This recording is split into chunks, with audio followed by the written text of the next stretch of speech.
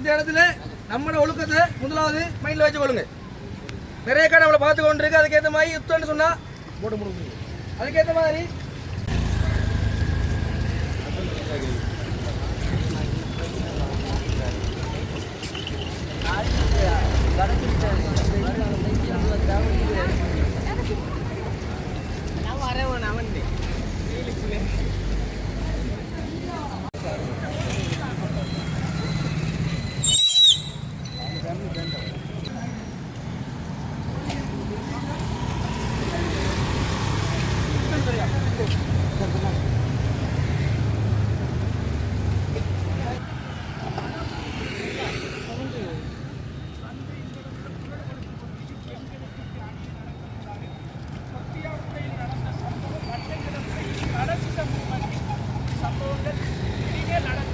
சமுதாயத்தில் ஒரு மாற்றத்தை கொண்டு வருவோம் என்றதை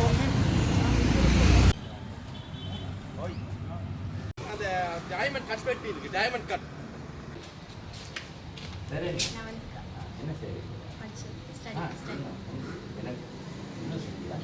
டிகிரி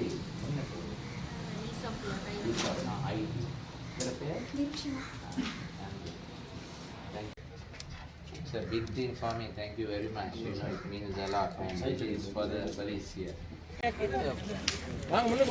போலீஸுக்கு போல் பண்ணிக்காங்க.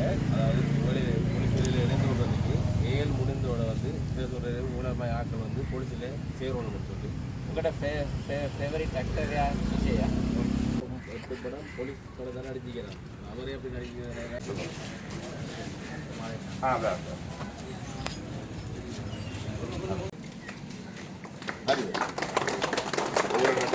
நாங்கள் 3 கோரிக்கைகளை இங்கே முன் வச்சிருக்கிறோம். எங்களோட கோரிக்கை என்னன்னு சொல்லி சொன்னால், இவ்வாறான பெண்களுக்கு எதிரான வன்முறைகள் நிறுத்தப்பட வேண்டும். செய்யப்பட்டாங்க, கை செய்துக்கிறாங்க. ஆனால் அவங்களுக்கு எதிராக நாங்கள் போராடுறோம். ஏன்னு சொல்லி சொன்னால், அவங்களுக்கு சார்பாக எந்த ஒரு சட்டத்தரணிகளும் நீதிமன்றத்தில் ஆஜராகக்கூடாது. இதை நாங்கள் வலியுறுத்துகிறோம். இவங்களுக்கு தார்மீக ரீதியில் எந்த ஒரு மன்னிப்புமே கொடுக்க கூடாது. எந்த ஒரு சட்டத்தரணியும் அவங்களுக்கு ஆதரவாக நீதிமன்றத்தில் ஆஜராகக்கூடாது. நேர்மையான சட்ட ரீதியான எந்த விதமான ஒரு ஒழுக்கமுள்ள சட்டத்தரணிகளும் இதுக்கு ஆஜராக மாட்டாங்க.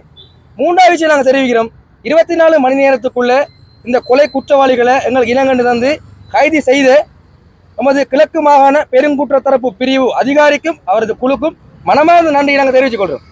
மட்டக்களப்பை மட்டுமின்றி இலங்கையை ஒட்டுமொத்தமாக உலுக்கிய ஒரு சம்பவமாக கொத்தியாப்பிள்ளை பெண்ணின் கொலை வழக்கு பதிவு செய்யப்பட்டிருக்கு. அதை வலியுறுத்தி இன்றைய நாள்ல நாங்க மண்முனை வடக்கு பிரதேச சம்மேளனத்தால அறவழி போராட்டம் ஒன்றை முன்னெடுத்திருக்கோம்.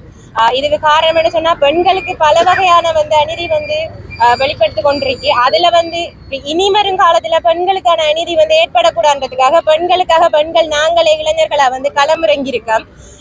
இதுல நாங்க 3 விதமான கோரிக்கைகளை முன் வச்சிருக்கோம். ஒன்று குறிப்பிட்ட 24 மணி நேரத்துல இந்த வழக்கை பதிவு செய்து இதுக்குரிய தீர்மானங்களை முன்னெடுத்து கண்டுபிடிச்ச குற்றப்பறி தடுப்பு போலீஸ் பிரிவினர் அவங்களுக்கும் நன்றியை தெரிவிச்சு, அடுத்தது இனி வருமான இந்த காலத்துல இந்த வழக்குக்கு எந்த விதமான சட்டத்தரணிகளும் ஆஜராக கூடாதுன்றதையும், அடுத்த கட்டமாக இப்படி ஒன்று அவங்களுக்கு தகுந்த தண்டனைகள் வழங்கப்படாட்டி எங்களோட அறவழி போராட்டம் இன்னொரு கண்டன போராட்டமாக மாறும் என்றதையும் தெரிவிச்சு, இந்த நேரத்துல எங்களுக்கு இந்த போராட்டத்துக்கு உதவி புரிந்த ஊடக நண்பர்கள் அனைவருக்கும் நன்றியை தெரிவித்து விடைபெறோம். நன்றி. பூங்காவில் இப்படி ஒரு ஆர்ப்பாட்டம், கண்டன ஆர்ப்பாட்டம் ஒன்று அகிம்சா முறையில இப்ப நடைபெற்று முடிஞ்ச நிலையில் இருக்கு.